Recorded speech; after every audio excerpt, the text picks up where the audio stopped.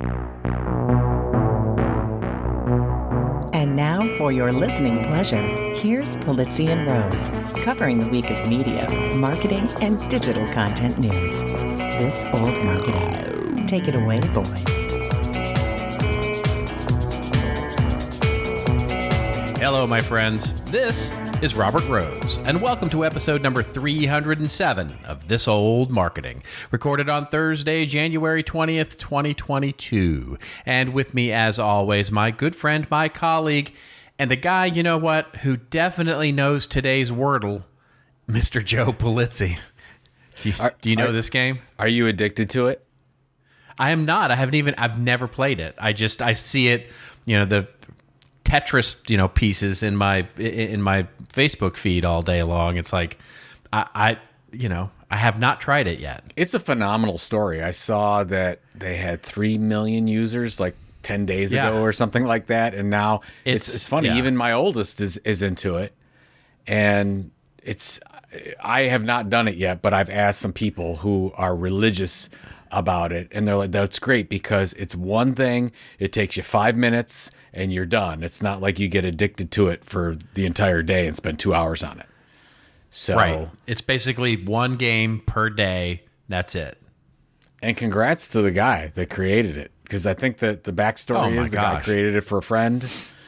Yeah. And it just went from there. So yeah, and then he got a couple of more friends on, and then it went completely viral, and like you said, got millions of users in this thing within like 2 weeks. Like, it's crazy hockey stick growth. It kind of reminds me, you remember of Flappy Bird? Remember the guy that did Flappy Bird? Yeah, of course. And he just... Yeah, and Farmville. Farmville did the same thing. Yeah, and then people just got hooked, and it just took off. It reminds me of that kind of thing. Yeah, it's amazing. And now there was an article I was reading, I think yesterday or the day before, that talked about how Apple has had to put their foot on the neck of all these sort of copycats, right, that have gone out there, and and tried to copy exactly. Oh, what like he's instead doing. of Wordle, it's like Turtle or Birdle. Yeah, or exactly. Right. Yeah. Did you check out the new Turtle? Yeah. Right. Exactly. Something like that. Yeah. So, we should get it over with. I know. Let's do it. Both of our teams, it's over. It's over. Football is over for both of us. You're right. But to a lot of our listeners, this is happy times, because this is great the point news, of the year, I'm sure, yes, where we don't talk about the NFL because the Browns and the Cowboys are out of it, and we have to make up other things to be interested in. That's what like marketing and content and stuff NFTs. Like that's not nearly as important as the National Football League. That's right. Well, it will be opening day soon, so we'll get to baseball. But well, we'll watch I guess we'll watch the rest of the playoffs and the Super Bowl. There's some, I like the competitiveness. I'll tell you what, I just have to mention it because I don't usually watch non-Browns games. I did watch your Cowboys game, and I watched that Arizona Cardinals defeat. I haven't seen a quarterback lose composure like that since Johnny Manziel. Yeah. Kyler Murray. He fell apart. Literally fell apart. You could see how nervous he was, and of course, I feel bad about the whole thing because so much talent, probably the fastest person in the NFL, or one of the fastest people, but that I almost got sacked in the end zone and flipped it to the competition for a touchdown. That was embarrassing. Yeah. And that was basically the end of the game with that. Yeah. So, but what are you going to do? Yeah, he's young. He'll be fine. It's just the Cardinals fans will tell you they did all the Cardinal like things, right? They had a great season and then completely fell apart. Yeah. But which is, not that terribly different than Cowboys, right? I mean, Cowboys will have great seasons and then just totally choke. See, they're. The thing with Cleveland teams is what they do is they have amazing players, and then those players leave and they become even more amazing, and they win championships. So what'll happen is the Odell Beckham Jr. The LA Rams will probably win the Super Bowl because of Odell Beckham. Right. I mean, exactly. It's like, oh my God, it's great. He fell apart in Cleveland, or Cleveland couldn't make it work, and then he goes to LA, and everything just works out great. And we saw that happen with Manny Ramirez and the Cleveland baseball team going to Boston and winning the World Series. Brian Giles and went to San Diego, and I can go all kinds of weird examples, but it's happened forever, and I'm so used to it. So, then you just see Odell Beckham just throwing a beautiful 30-yard pass. You're like, what? What is this? It's Bizarro World. So, you get used to it. All right. So, moving off of, hey, I got an idea. Sure. Let's not talk about football. Let's talk about this. You've got a little bit of an announcement around your CEX event. Oh, thank you. Yes, you're so kind. Anything to not talk about the NFL for a minute. So everyone listening to this probably knows that our event, CEX, Creator Economy Expo, is May 2nd to 4th, 2022, Arizona Grand Resort in Phoenix, speaking of the Cardinals. And today, so this is coming out on Friday morning, the 21st, so people listening to this right away. And the end of today is basically the end of Super Early Bird to get your $495 ticket. So if you want a $500 discount, you got to get it today. So go to cex.events and sign up. We've got amazing speakers. We've got an amazing calendar of how you can drive revenue, how you can build an audience, content operations, and then, of course, we're going to talk about Web3. We'll have about 50-plus sessions, great networking. We're going to keep it as safe as possible because of stupid COVID. And we're going to do whatever we can there, but just want to let everyone know it's your last chance. If you want the $500 discount on tickets, go to cex.events and get your super early bird $495 ticket. I really want everyone that listens to this to be there if you possibly can. We're limiting attendance to 500 this year for obvious reasons. So we're going to keep it small in sponsorship, small in attendance, group of wonderful people networking, getting to know each other, and just learning some of the best stuff out there from the best speakers. So we'll see how it goes. I don't know if you saw my email that I sent out to everyone. I did a little personal note from Joe, and it was the whole, they're sucking me back in again. I'm back in the events business. Yeah. I was retired, but now I'm not retired, and I'm getting emails like, "What? Why aren't you just doing nothing? Like, why are you doing this? Right? Why are you doing an event? Why are you punishing yourself? Why are you doing this?" But no, I feel very passionate about this, as everyone listening to this knows, and I would like all my friends and listeners there that are, you're trying to build an audience, trying to drive revenue. That's all we're going to talk about, but specifically from the content entrepreneurship angle, building your business angle, and lots of stuff to talk about. And of course, the crazy NFTs, social tokens, DAOs, we'll cover that as well. But still, primarily it's about how you can become a content entrepreneur, live the life you want to live, and do it the right way. So there you go. Live the life you want to live. That should be. Is that a song? I'm sure it is. Live the life you want to live. You just made that up. That was nice. Yeah. You should start This Old Marketing by singing something. The song? Yeah, I mean, you do the. I don't know how I would act if you didn't do your. And this is Robert Rose. I mean, you do the same thing every time. And then, what if you broke into song instead? I think I'd have to do covers, right?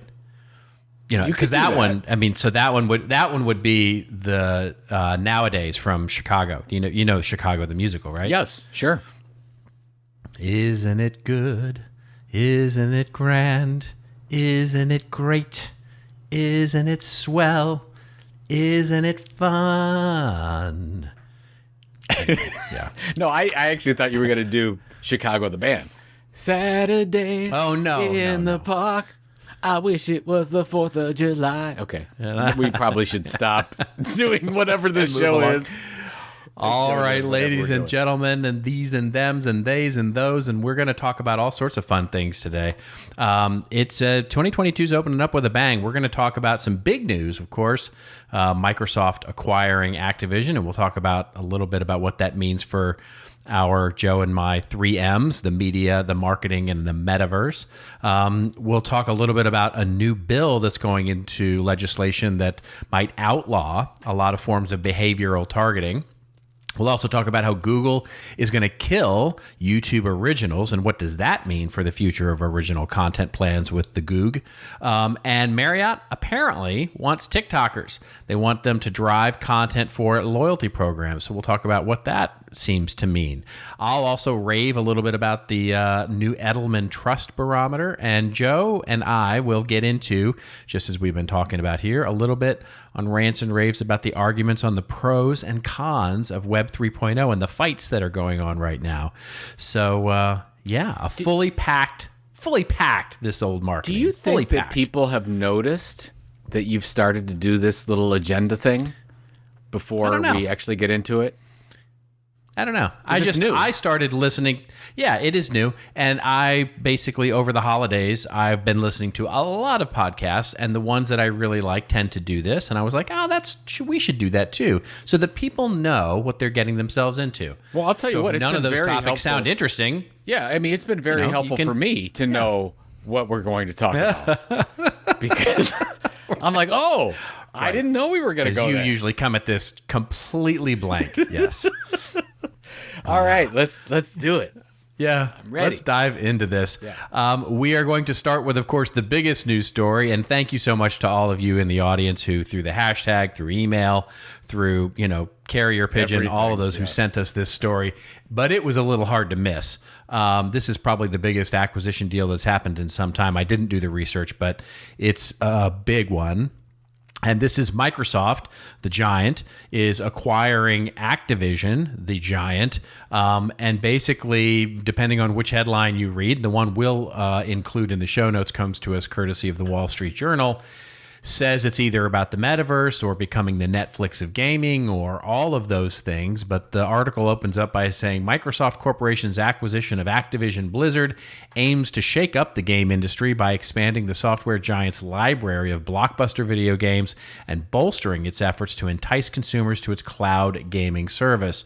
The planned $75 billion deal, I think the actual acquisition cost was 67 point something, anyway, would be Microsoft's biggest ever and its most ambitious investment yet in its plan to turn its Game Pass subscription service into the Netflix of gaming. Once the acquisition closes, Microsoft said it would be the world's third largest game company by sales, with 30 game studios under its belt, including the developers of the popular franchises Call of Duty, World of Warcraft, and of course, that classic, also a little bit like Wordle, Candy Crush. The article goes on to talk a little bit about the history and what's been going on with both companies and talk about the acquisition. What say you? Why do we really care? I mean, as content creators, as content marketers, as communicators, does this really affect us at all? I think it does. And that's all I have to say. No, I just want to put some things in perspective here. First off, they are now the third largest video game producer, and I think they have 32 studios, 32 game studios. I mean, think about that, and think about all these amazing brands they now have. And if you look at how long ago Xbox started with this thing and they lost money for all these years, and then they purchased Mojang, which was Minecraft, and I think that was in 13 or something like that for $2.5 billion. That's right. That was a huge deal for them, because what they taught the industry was that you could actually purchase an amazing game with a community and not screw it up. They did not screw Minecraft up, which everyone thought they would. So that's why a lot of the people that love Activision and Blizzard and see all the problems that they have, they're actually like, oh, great, Microsoft. They don't screw things up. They make it better. There's a couple things I think to take away if you're a content creator here. First is Microsoft has amazing patience. This has been a slow build over a long period of time, and they weathered so many years of losing money and people coming out and saying Xbox is, second fiddle to PlayStation, whatever, and they're never going to be that game studio. So there's that. But let's get on to where I think it's going to be trouble for Facebook, because I think Microsoft is doing it right, where you've got, you talked about the 3Ms and talked about metaverse. Facebook goes in and says, oh, they want to go all in on the metaverse, whatever. But the way into the metaverse is through communities, especially gaming communities. And Microsoft has them. So if you're saying who has the advantage to be the dominant player, if there's a centralized player, if you will, it's going to be Microsoft, because they have the Diablo, Call of Duty, World of Warcraft, Minecraft, Candy Crush, Overwatch, on and on, right? They've got these amazing brands and these really amazing communities that they can start really building out and create digital goods and new worlds and all kinds of stuff that we can't even anticipate yet. So that's really what I think is interesting. Forget the Netflix of games. I don't think that's where this is going. I think you're going to see these communities just build out and grow online like we've never seen before, because we have this new token technology out there. So that's kind of where I saw it going, and I think it's brilliant. Yeah, I do too, and I think it's a great sort of look, through the looking glass, as it were, into why we do care about this, because what you can see here is Microsoft buying all into the direct reach into audiences as a platform, right? Microsoft is often left off the list when you go, oh, let's think about the sort of new media companies, right? The Netflix, Amazon, Apple, those kinds of companies, and Microsoft is often left off that list. But let's make sure that we understand that Microsoft is maybe the leader, actually, of all of those companies. I think that's the point. I think they have taken the lead quietly, as they've done. When you think, we've talked about the stock market on this show a lot, we say, oh, how big Amazon is and how big Apple is. Well, Microsoft, I think, is 3. Yeah, that's right. From a size standpoint. And they have gobs of cash, and they just take a low profile, and they're doing their thing. So yeah, that's exactly right. They're just sort of quietly, with the acquisition of LinkedIn, that was the acquisition of an audience. With the acquisition of, like you said, Minecraft, that was the acquisition of an audience. With the acquisition of GitHub, that was the acquisition of an audience. With the acquisition of Activision, this is the acquisition of both talent and audience to create content. Let's not forget, this is fascinating. I actually when I was looking this up, saw this yesterday. So Game Pass, Microsoft Game Pass now on the Xbox has 25 million monthly subscribers, which puts it right on track with Apple TV. I mean, they have more subscribers than Apple TV has. That's amazing. This point.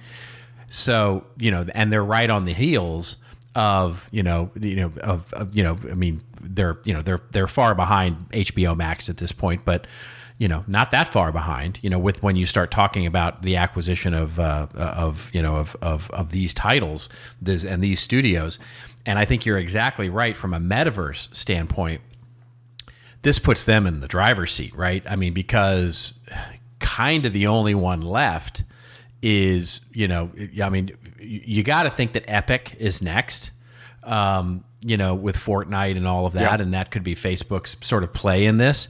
Epic has been slaying it of late, with their work. So somebody else is going to go, because Facebook have to acquire somebody, right? They're gonna, they're gonna figure out that they've got to have the talent and the content to do this quickly. And if they're going to be a player in this space, they're going to have, just to your point, they're going to have to go in through interactive entertainment.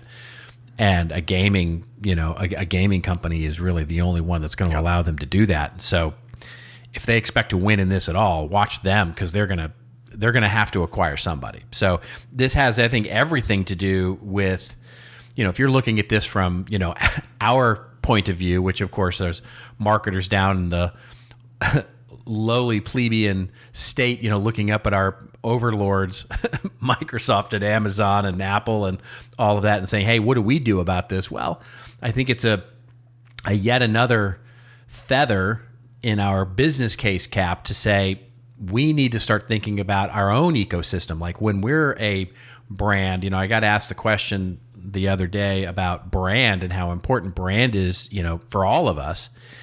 And my answer is that it's about brand extension, extending that brand into media platforms that, consumers and audiences can trust, so that you can start leveraging what the big boys are doing, which of course is looking at yourself as a platform with, lots and lots of, we'll talk about trust a bit later in the show, when we talk about Edelman, but it's about how we can start creating audiences of trust. And that, that's done by extending your brand into community, into content, and all of those kinds of things. And here's Microsoft just living that dream. So, it's a great acquisition for them, for sure, and meaningful, I think, for the entire industry. Yeah, I think to just wrap this up, 2022, the month of January always tells you where the year is going to go. Right. And 2022 is going to be the year of acquisitions of content brands, whether those are gaming brands or whether those are media brands or independent content creator brands. So get ready. Anyone listening to this, you talked about Facebook being out there shopping. I can guarantee, I know 10 media people right now that are out shopping like crazy. This is the time to do it. And again, broken record, but because cash in the bank does nothing right now, because of where inflation is at, this cash has to be used, whether you are a small business or a medium size or a large business or whatever.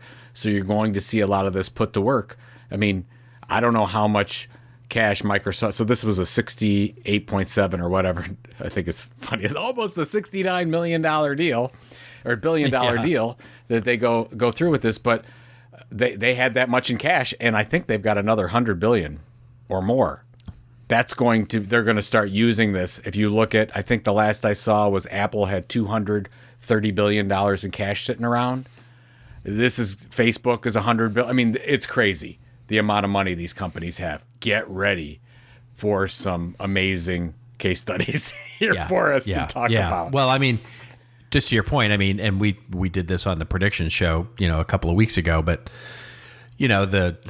Apple's got to have to buy somebody. They have too much cash. They have to buy something. They just that money's got to be burning a hole in their pocket right now. So it's gonna get nutty here in the spring for sure. I know Facebook too is like, oh God, I can't believe Microsoft did that. Now we got to go buy Epic or whatever, right? Yeah. Well, or somebody. Yeah, exactly right. Because Zynga got purchased. What was it, 2 weeks ago that Zynga was purchased? So by I'm trying to remember their name, but that was a crazy company. That was the largest video game deal at almost 10 billion or whatever, and then this one just leapfrogged it. Said goodbye. Yeah. So. Yeah. Well, speaking of Facebook and their troubles for sure, there is a new legislative bill. So one of my predictions, by the way, was that privacy and that trust and all that GDPR stuff would finally land here in America. And I think this is, I don't know, I could safely say it's true yet, but we'll see what happens with this. But there is a new bill. There is a new bill that would outlaw most forms of behavioral targeting. This coming to us via Media Post and their digital news daily. And the article opens up by saying 3 Democratic lawmakers on Tuesday introduced a privacy bill that would restrict companies from using a broad range of data for ad targeting purposes. The Banning Surveillance Advertising Act, proposed by Representatives Anna Eshoo, who's from California, Jan Schakowsky from Illinois, and Senator Cory Booker from New Jersey, would prohibit ad networks and facilitators from using personal information to target ads. The measure defines personal information broadly enough to cover synonymous data that fuels behavioral targeting. The bill says personal information includes data that is reasonably linkable to an individual or device, including inferred data, browsing activity, and unique identifiers. The surveillance advertising business model is premised on the unseemly collection and hoarding of personal data to enable ad targeting, said Eshoo. This pernicious practice allows online platforms to pernicious Oh my God! It's so politician-like. I'm sorry. Pernicious practice. Pernicious is a wonderful word. Go ahead. I didn't mean to interrupt you. Go ahead. No, it's such a politician sentence, issued certainly through a press release. This pernicious practice then online platforms to chase user engagement at great cost to our society, and it fuels disinformation, discrimination, voter suppression. Oh my God, privacy abuses. Come on, just say you don't like it. It's a floor wax. It's a dessert topping. It's all sorts of horrible things. Yes. So basically, the article goes on to talk about what the measure would do. The interesting thing to me here is this one sentence, because I haven't obviously read the bill yet, which I probably will because I'm geeky that way. But I have not yet read it. But the measure would still allow companies to target ads contextually, says this sentence, meaning based on the material displayed on the same page as the ad, but the bill would prohibit companies from using data associated with those ads for additional targeting. Now, I'm not sure what that means, and I'm not sure, my confidence in lawmakers to get this right is pretty low in terms of what would be allowed and what would not be allowed. So especially with the number of lobbyists and stuff that I'm sure are involved in this. So I think this is worth watching, but I don't think there's reason to cheer or boo just yet. So what do you think? Well, no, I like you, I don't exactly know what this means. I mean, first blush, I would say there is an opportunity for first-party data, build your own audience, all the stuff that we normally talk about. I think there's also an opportunity there for maybe if you're not doing programmable as much and you can't pull up all this data that you normally could. I wonder if niche media sites see a little of a bump up because you're like, oh, I want to target these people and I want to know exactly who my audience is, but I can't pull in all this data. So how do I do that at scale? Maybe it's more difficult to do it at scale and you have to form partnerships with media companies that already have that audience and you know exactly who they are. So I guess that's what I was thinking is maybe this is really good for smaller media sites and content creators, but I don't know what exactly this is going to mean because I read this a couple of times, Robert, and I was like, the pernicious practice that picked a peck of pickled peppers. I mean, I don't even know what the heck. What are we talking about here? So the trend is more legislation is coming, right? It's more lockdown, data privacy. This is here to stay, and we as creators and marketers need to prepare that this is going to be a thing. Yes. And so one thing that is positive here, or at least leans positive here, is that at the end of the article, it's almost a throwaway here, but it's probably the most important part of this whole thing is a separate provision of this law. This is what the article says, would allow advertisers to upload customer lists to marketing platforms like Facebook as long as those lists were based on the advertiser's first-party data and not compiled based on race, religion, or other protected statuses. To me, this is yet again a big flag getting waved from those who are caring about privacy to say, that first-party data is cool. We need to lean into that, and we need to get good at it because this is going to be our opportunity to circumvent the ecosystems of all those big companies that we just talked about, right? So Facebook and Apple and Netflix and Google and Microsoft and all of those companies to say, we too can have our own ecosystem of content and targeted, personalization and all those things that are good and right in the world when it comes to marketing and customer experience. But we have to do it. It is our responsibility to do it. We cannot lean on the sort of surveillance-based tactics based, from the big 5 or 6 anymore. So, good times ahead for content marketing, basically. Yeah, and I like the whole first-party data thing, which we've talked about, but I don't like the fact that how easy it is. They make it like uploading to Facebook and Google, and we just upload our data to them and give it to them.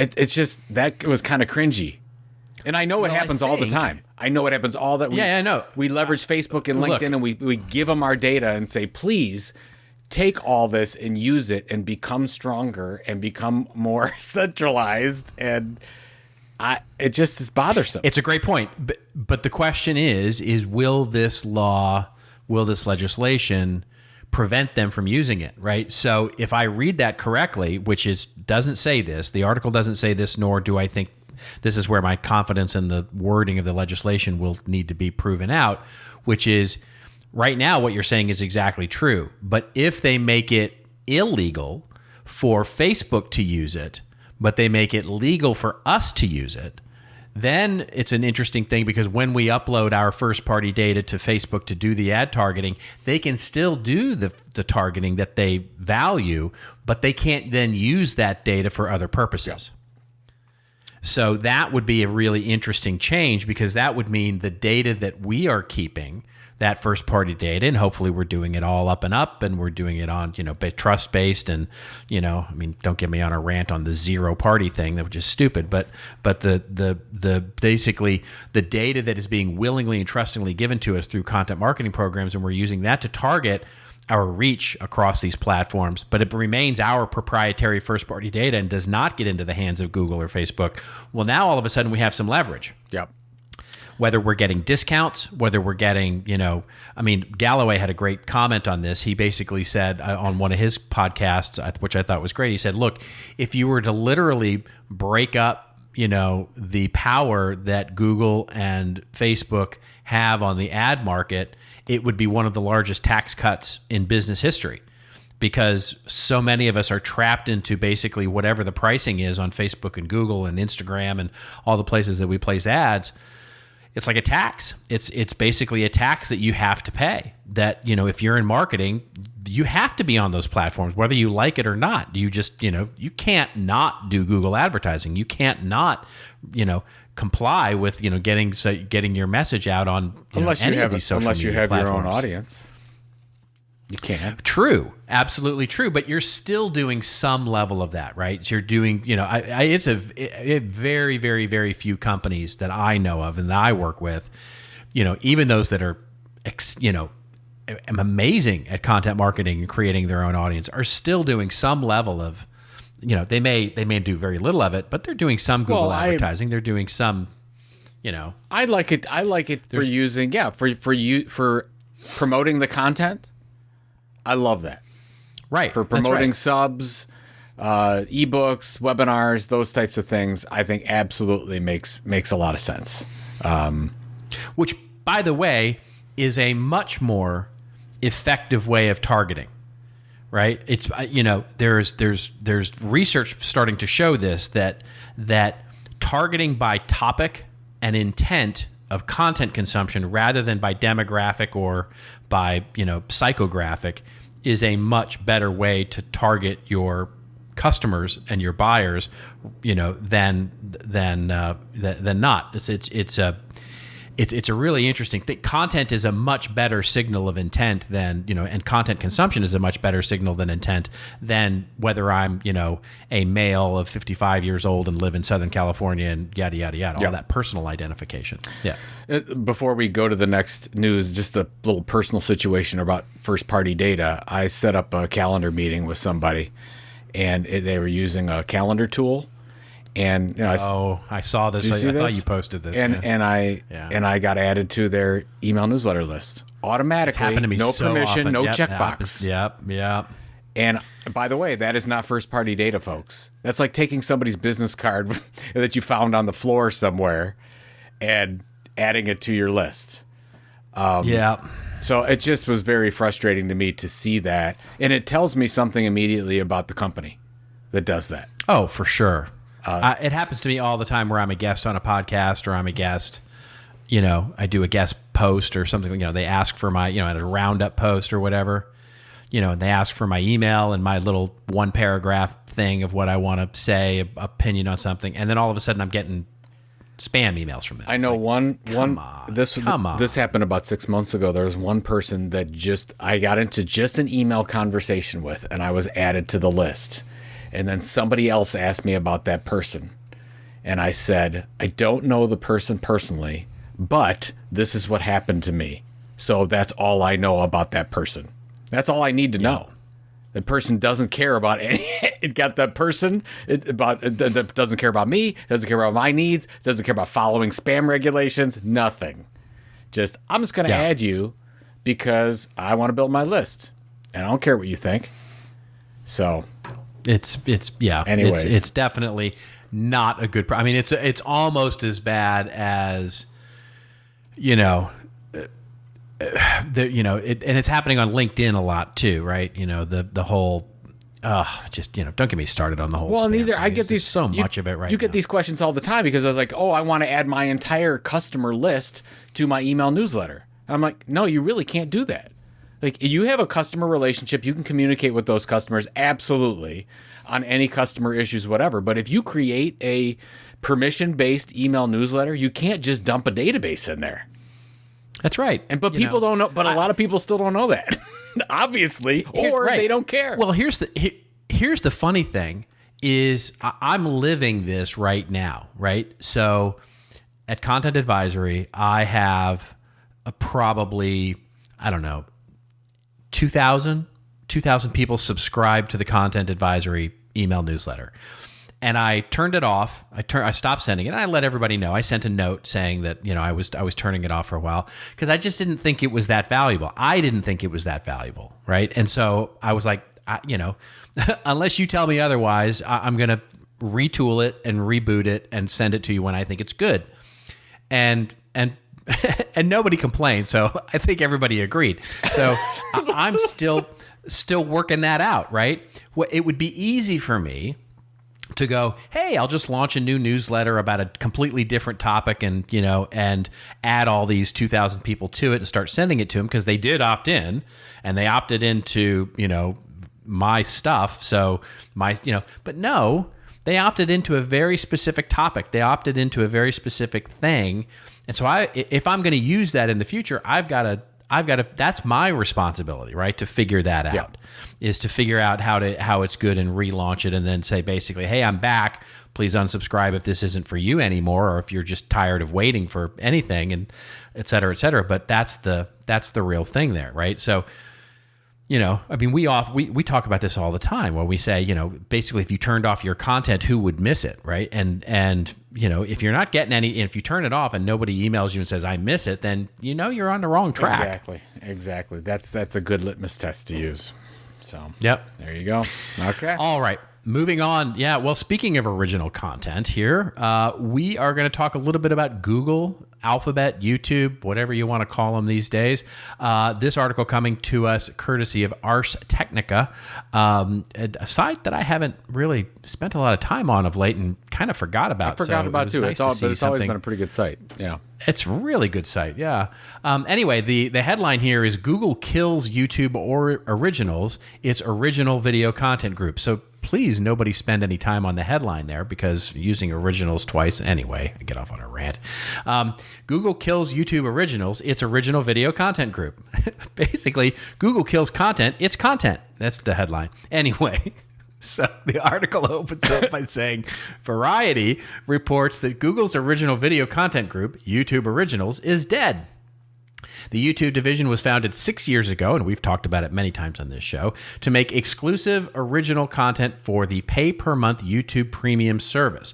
Now the group is being shuttered, and YouTube's global head of original content, Suzanne Daniels, is leaving the company in March. Just after the news broke, YouTube Chief Business Officer Robert Kinchy, K-Y-N-C-I, Kimchi, I'm going to guess, posted a statement on Twitter saying, Dear creators, in 2016, we created YouTube Originals, a division within YouTube dedicated to great programming with our creators and headed by industry veteran Suzanne Daniels. Yada, yada, yada. Today, there are more than 2 million creators in the YouTube Partner Program, and creator community has never been more successful.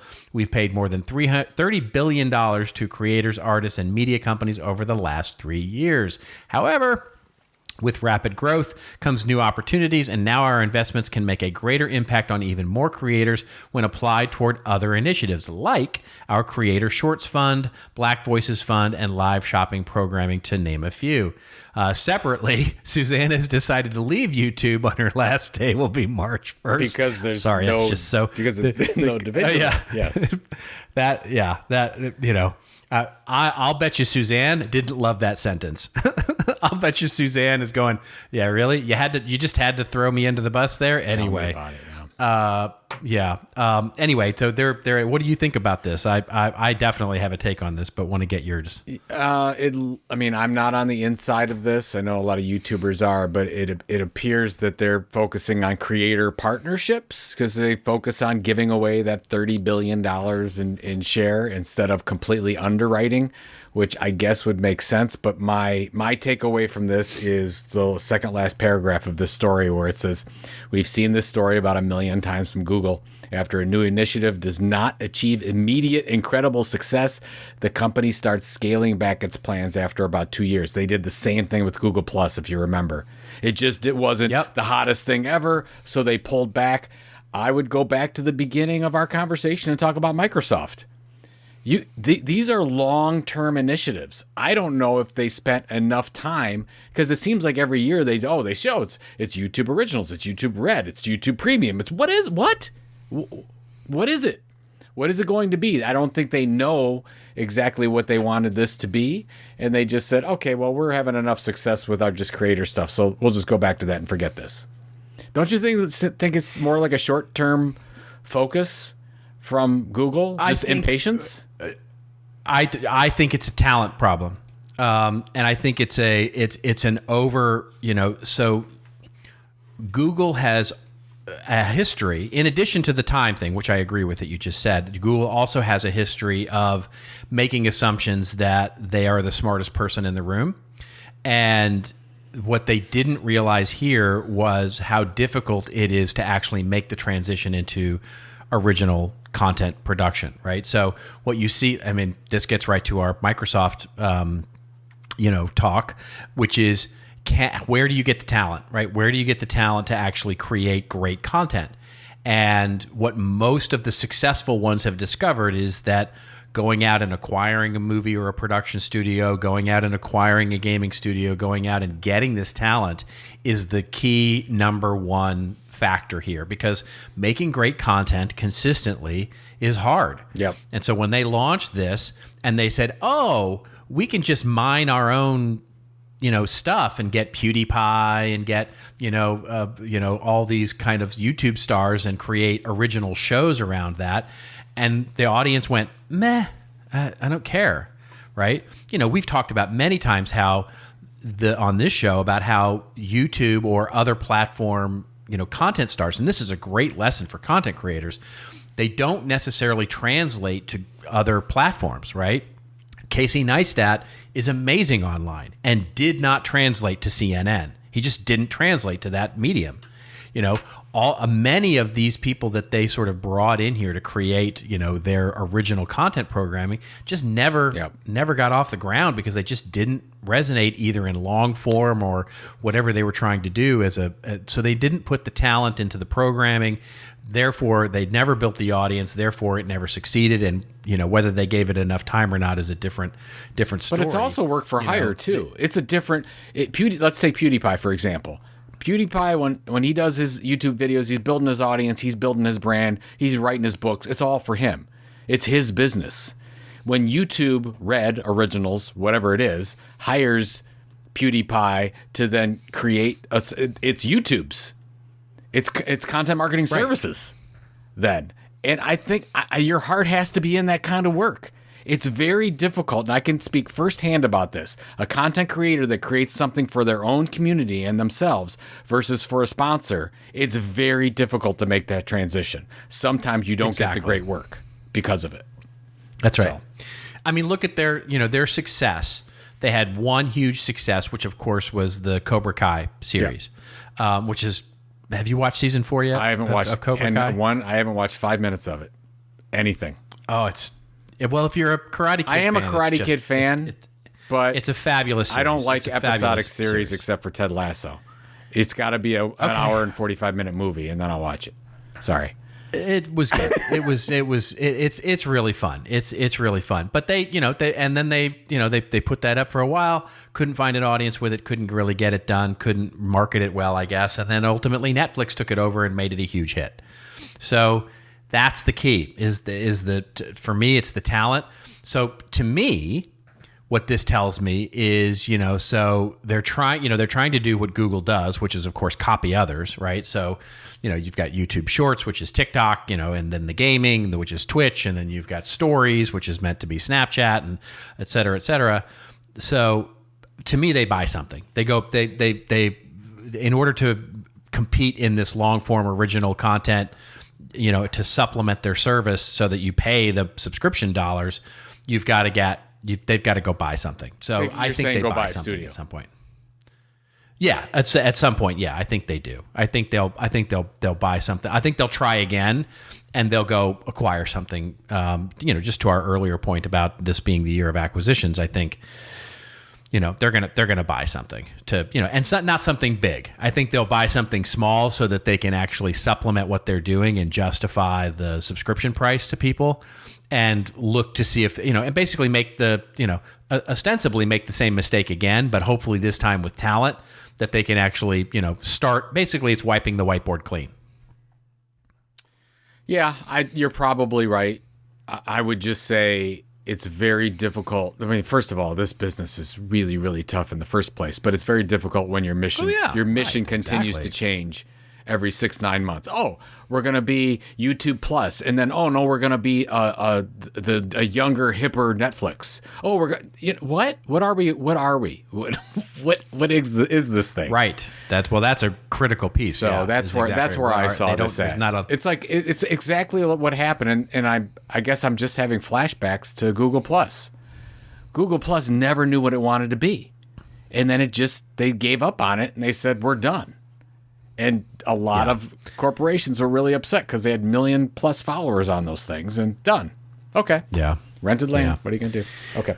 Well, yeah. Brand and brand extension has not been Google's forte. Yeah. Let's just put it that way. They have not really figured out purpose of brand in all of those things. So, well, just to wrap this up, I listened to I can't remember which podcast it was. I wish I could, but they talked about Google's products and all the Google products we use, and the person said, "There's not a Google product that I use that's less than 10 years old. Everything I use is from 10 plus years. Google Mail, well, that's interesting. Google Sheets, yeah, that's a really Google good Calendar, point. YouTube, everything is long time ago. They're almost like 15 years plus old now. So." It's just interesting that they were talking about the innovation of Google, that there's really no innovation coming out of Google because there's no new products that anyone uses outside of the old stuff. And they still get the majority of Alphabet is still advertising on Google and advertising on Google and YouTube. It is a great point. Yeah. So there you go. It is a great point. And the other thing is, if you think about it, nobody loves Google. Right? You can point to the people who love Apple products and are passionate about Apple as a brand and passionate. You can even point to some people who are passionate about Instagram. They're passionate about TikTok. They're passionate about Facebook, even some people. But nobody's really passionate about Google. Google's like it's like plumbing, right? You just sort of use it. And they've never been able to crack that idea of, true emotional connection to their brands. And I think that's one of their biggest challenges when it comes to content like this, is that it's all about the emotional connection. Yep, absolutely. All right. Well, now it is time for our rants and raves section of the show. Empirically proven, apparently, through scientific research. You have to stop saying that. This old marketing labs. There's no empirically proven anything. You asked like 3 people. Yeah, there is. You asked like 3 people. That's empirically proven in terms of the size of our audience. That is statistical relevance, I am telling you, with the size of our audience. There you go. Anyway, all 3 of them said it's their favorite. There you go. Okay. Well, now you're okay. I stand corrected. Yeah. Go ahead. Yeah.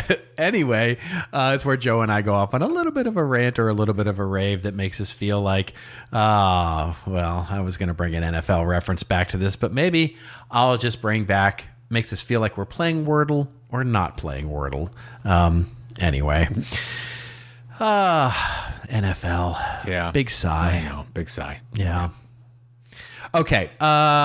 you're going to go first because we're going to talk a little bit about NFTs and stuff like that, and then I've got a very quick rave. So you go first tonight. I would be happy to go first, and my printer is it's talking to me right now. Okay, it stopped talking. Good. It's weird how it does that. Sometimes it just feels like saying things. First of all, before I get started, I'm going to talk a little bit about Web3. Want to give a big shout out to our friend Michael Stelzner, who launched the Crypto Business Podcast. Of course. Congrats, Mike. Yeah, I just did the interview with him yesterday. I don't know, my show, I was talking about NFTs and the NFT business model. That'll be out in February or sometime. But his first episode came out. It was great, and we just want to give a shout out. We think he's going to be very successful with that. So if you want to listen to crypto, and maybe not for crypto geeks, if you will, that you don't get everything about Web3, it's a great podcast. So you can understand the business models behind what's going on. I just listened to the first 20-minute prelude, I guess it is, the introduction to the whole thing. And it's just great. It's a good overview. Absolutely. And I think it's every good Friday. Overview. Yeah, every Friday it'll come out. Yep.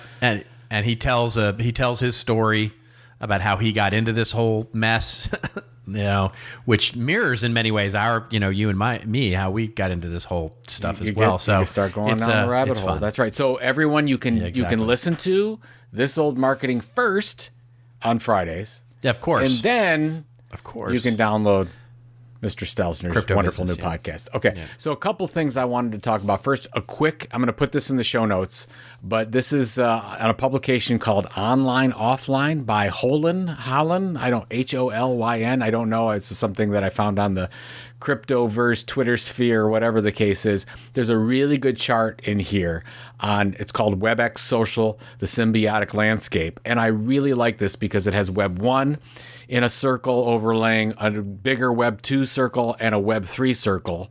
And what it shows is that you have MySpace and Flickr and Tumblr and Snapchat and everything into Web 2. Web 1, you had classmates.com and you have LiveJournal and just, a lot of just information. And now we're into Web 2.5, which is, TikTok and Facebook and Twitter, and Web 3 is a TBD.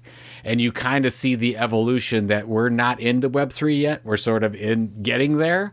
And it's just visually, it's helpful. So I wanted to put that in the show notes so everyone kind of saw how that's moving. But this is not a rant or rave. It's just a commentary, and it's something interesting to follow.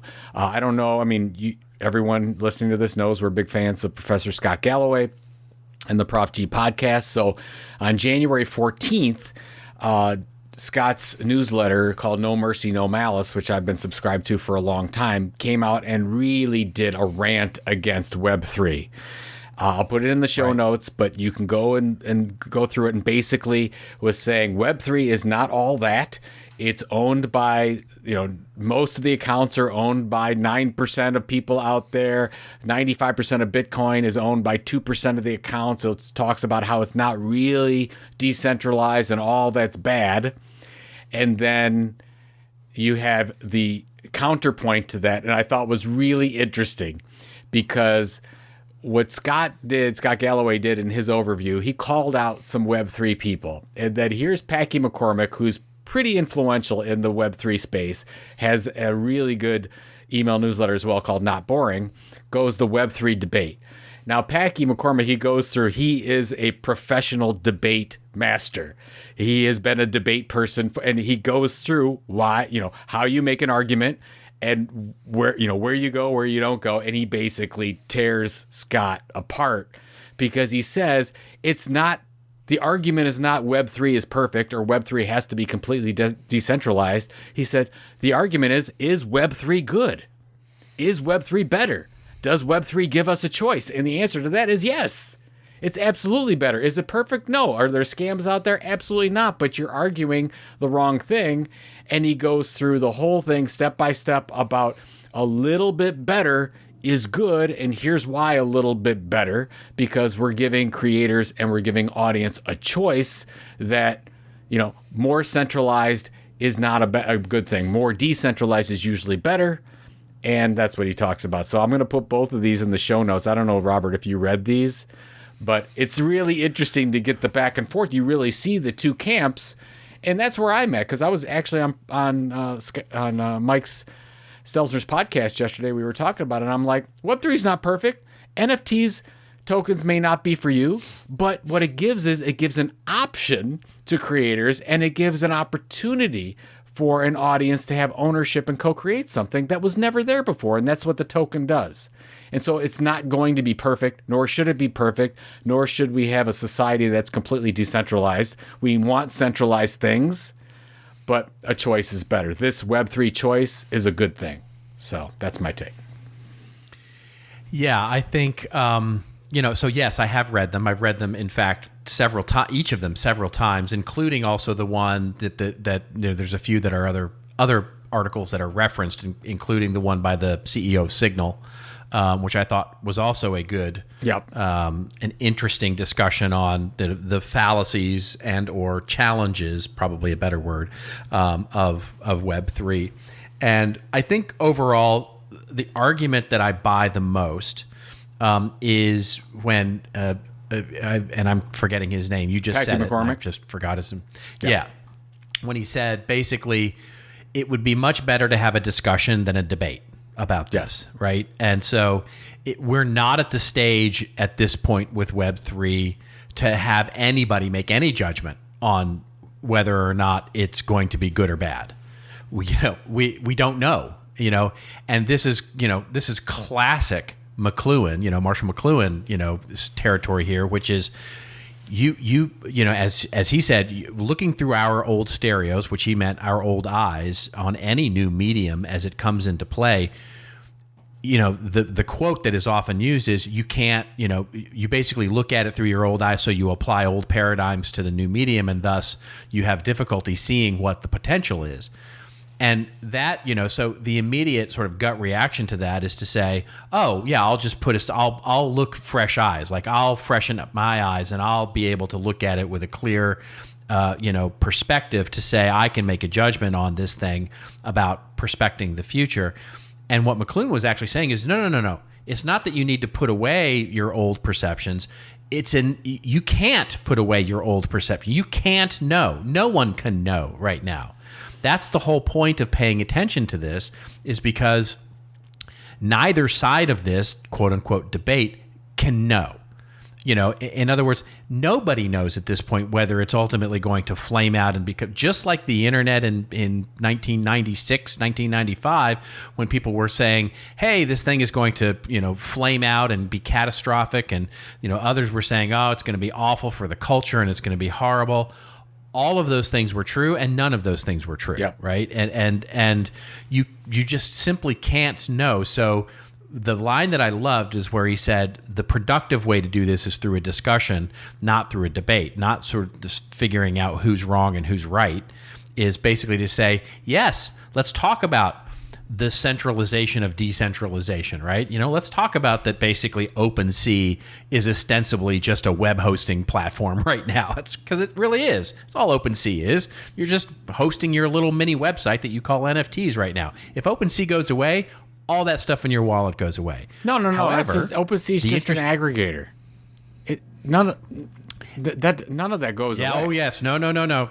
Oh yeah, it does. Yeah, it does. Because they actually the CEO of Signal actually talked about that, right? He actually talked about that, where he built some NFTs on OpenSea's platform. Oh, if you build it on OpenSea's platform, that's right. But like, if you launch an NFT, if you have an NFT project, if you launch an NFT project, I'm sorry, we're talking over each other.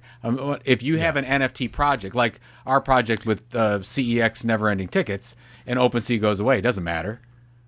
You still have the NFT, but it wasn't minted on. It wasn't minted on. Exactly, I'm with you now. If you mint it on that, yes, okay, got it. If you mint your NFT on OpenSea, it's ostensibly a web hosting platform, right? And there are many of these that are out there that are basically leveraging the idea of decentralization across, things like wallets and all those kinds of things that are actually just centralized web. But that, of course, it is, right? Just like in the early days, we were wrapped around the axle of looking at our web servers and scraping for hits. I can remember back in the day showing up at 6 a.m. to my job when I was in an internet consulting firm in the early 90s. And basically, my job was to go ping the server to pull down the web hits so that I could run a report on how many hits the website for my client got. Of course, that's a stupid and ridiculous way to architect something, and it got better. And so the point is that after all of this, I love the idea of the discussion on both sides, and I think the better way to frame this is as a discussion, not a debate. Well, it's almost like saying, are we better off or worse off with the internet and having this discussion in 1997 or 1998? Right. Yeah, absolutely. We don't even know. That's what I was talking to Mike yesterday. We don't even know what this thing is yet. Right. So let's figure it out if it's together. anything good at all. I mean, there may be something new, and almost assuredly there will be something new that comes out of this that has nothing to do with anything we're talking about right now. Right? The technology and the capabilities that are getting developed right now, the exciting part of it is we just don't know. And the dangerous and sort of feeling of overwhelm right now is we don't know anything about it. And so instead of saying, hey, my side is right because Gary Vee is doing something stupid like, launching, NFTs as membership tickets to a restaurant, which is just it's a silly thing to make an NFT, but he'll make a lot of money doing it. Right. And it's, I think, does the technology a disservice to do something like that. Wow, you are really some of the more I did not know this. I didn't know you felt this way. Oh yeah, for sure. There's the sort of the taking advantage of the technology to because there's so much out there, which is basically, I mean, every day it seems like you read an article about someone who has said what they're doing is we talked about it last week with the stupid fart lady, right? Yeah. Who is leveraging an NFT to basically sell something silly. That gives credence and fodder to the whole idea that the technology is silly and stupid. And you've got to counterweight that. You've got to counterbalance that, which is quite frankly less interesting because it's less sexy and makes less headlines, with the deep technology. The things that interest me are things like, what some of the bigger companies are doing with private blockchain, with what, how they're developing decentralized systems for managing loyalty. There's some really interesting things going on with smart contracts and the way that blockchain and decentralization and the way that coins and tokens are being used that just don't get the headlines because they're not Gary Vee and they're not fart lady jokes, right? So that's the counterweight of what we're looking at in this argument, which is it just a bunch of Silicon Valley, chuckleheads throwing money at something and making a bunch of money, like Galloway said, or is it truly serious, deep scientific technology that's going on? No, it's all of those things. And we have to have a discussion about that rather than sort of just arguing our sides. You're exactly right. But to get to Amazon.com, we have to go through theglobe.com. Exactly. That's exactly. So we're all to get to Amazon.com, we have to go through pets.com. Yeah, we're all going through this. I love the one that said, what was the quote about? I can't find it right now, but he said you can't say the internet is bad because there's Facebook and 4chan. It's like, and thus the internet is bad. It's like, yes, are there bad actors? Are there bad examples? Are some of these short-sighted? Absolutely. But there's going to be 1% gold in here, and we've got to learn from that. There's an amazing interview with David Bowie, of all people, from 1996, I think it is, and he's getting interviewed on a BBC program. If you YouTube it, you'll find it, I'm sure. Did I just use YouTube as a verb? Oh, that's stupid. You can use it. It's a verb. It's just like Google. You go search for it on YouTube and you'll find it. But basically he says, he's talking about the internet. And the reporter is incredulous with him saying, basically, you really think this internet thing is going to be big? Isn't it just, another TV? Isn't it just another radio? And you can see Bowie just like go, what are you, nuts? He's like, and he goes on this sort of 2-minute monologue about how the internet is going to fundamentally shift. And he said, in both good and bad ways, the entire culture, the entire way that we interact with content and media. And, you can just see the sort of prescience in what he was saying, which of course 25 years later is has proven out to be true. But but what you can see also is the fact that he's an explorer, not a judge, right? He was looking at both the good and the bad that these changes would have, and saying basically, we just don't know yet. We don't know yet. And that's the real answer, is we don't know yet. Well, that's the only thing that I would say with, and I know there's some examples out there like Gary Vee's that you might not like, but I think those things are necessary to happen, and we can learn from them either way going forward. I hope so. That's my hope. That's my hope. I also think those are the things, because I lived through, in fact, back in the day, back in 97, 98, 99, I built those sites, right? I built those ridiculous .coms, .bombs. That my job was to build the stamps.com and pets.com and stupidity.com, everybody who had a .com idea that was just ultimately a cash grab and ultimately provided no real utility, but was just, leveraging the hype around what .com and internet and e-commerce was all about was, and the thing is, in those days, everybody knew it. Right. It wasn't like we all went, ooh, this is going to, revolutionize the world. All those people who were launching those .coms back in the day, they knew. They knew that it was basically something that would flash. And basically the goal was get it up, get it flipped as fast as possible. It was flipping houses. Yeah. So and that's the part that bugs me. That's the part that bugs me. So basically you're saying that this is your fault that we're here. That's what I heard. Okay, it's okay. That's exactly it's right. Okay. That's exactly right. I think we collectively as a community accept your apology. Oh my God, we need that in joining that GIF from Dead. We need that from Robin Williams and Matt Damon. It's not your fault. It's not your fault. It's not your fault. Exactly. Do you have something to say before we close the show out? Very quick. Basically, this week, Tuesday, in fact, Edelman launched their 2022 Trust Barometer. So we'll link to it in the show notes. Every year I rave about this, it feels, because the work that they do here is just absolutely stellar. It's one of those things where I wish I had thought of it 10 years ago to do it, because it's just absolutely brilliant research work every year that they do it. It's always enlightening. The biggest takeaway for me is the headline. No surprise, trust is as low as it's ever been, and all sorts of things that you might expect here. But the thing is that what they've discovered this year was that really the world, people are looking at business to be the true guiding light here.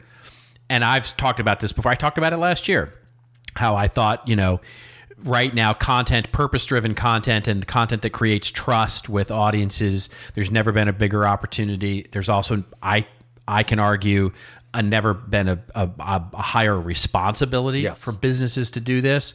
But the interesting thing to me was, and of course we'll link to it in the show notes, was that the headline for Edelman's Trust Barometer this year was business sort of trust is a societal goal, is a function in business now. And they talk about that, about how getting that right should be a strategic function in business. And ultimately what we're talking about there is content. So I was excited to see it, and I think it's an amazing report, and I just wanted to rave about it and link to it. Very good. Awesome. We'll make sure we put that in our trusty show notes on thisoldmarketing.site. Trusty. Wow, look at that. Look at you. Yeah, got that in there so people know we actually have a website that people can go to. We have a website. Well, what do you got this week? What are you doing this week that other than promoting your show and promoting the event and getting back into the business? It's crazy. I'm actually selling sponsorships for CEX. So I've been talking to vendors all week about sponsoring the event, and it's going to be great, and we're going to have 500, and it'll be a sellout, and all of that. I'm just trying to be nice about it, because I think, selling an event, especially in COVID times, is not the easiest thing to do. And as I'm doing this, I think about all the other salespeople that are doing the same thing, and I just want to give them a hug. Is really all I want to do. But no, it's fine. So yeah, I'm focusing on this event stuff. And I don't know if you saw yesterday, we're going to do a new edition of Epic Content Marketing, and that comes out in 2023. I saw that. Yeah, I saw that. Nuts. So Brian, my friend Brian Piper, who you know from Content Marketing World, who just made the biggest mistake of his entire life. He has just made a terrible mistake. He convinced me to do another version of the 2012 book, Epic Content Marketing, and he's going to co-write it with me, and we're going to update it. And McGraw-Hill was silly enough to say yes to do it. So there are a lot of uninformed people. Congratulations! That's yes. a great. Thank you. So it's definitely one of my favorites of yours. Is Epic. It's definitely a great book. So it deserves a new edition for sure. Thank you very much. And I was never going to think about it, but enough people came up to me, and then Brian said, "Would you please do it?" And I said, "Well, if you do all the work and I take all the credit, then I'll do it." And he said, "That's fine." What else is new? Well, you know what that. What else drill. is new? Welcome to the club. Yeah, welcome to the club, Brian. What do you have going on this week? We're kicking off the year in a big way. We've got client work going on. I've got a lot of content to create. Doing a lot of content creation. I've got a new show that I'm working on for a client, and also a lot of stuff I'm doing with CMI, getting ready for Content Tech here in the spring. So it's, we're getting busy here again. So it's a lot of fun. And of course, I've got a lot of time left because there's absolutely no football to watch. So I've bought some time back in my weekend. That's exactly right. We're much more productive now. So indeed. There you go. Well, we'll hope you guys get productive as well. We're going to sign off for this week. And remember, as Joe said, like once every blue moon, it seems. If you want to dive into any of the other 306 episodes or see the greatness of this wonderful episode's show notes, get over to our website at thisoldmarketing.site. Remember to hashtag us up on Twitter. We love that. Remember reviews. We could use your review on Apple Podcasts because we have to go beat the other podcasts out there in terms of our rankings because we're, egotistical that way. So hashtag us up on Twitter, if you will. Hashtag thisoldmarketing. And until we meet again next week, remember, it's your story to tell. Tell it well. We'll see you next week on This Old Marketing.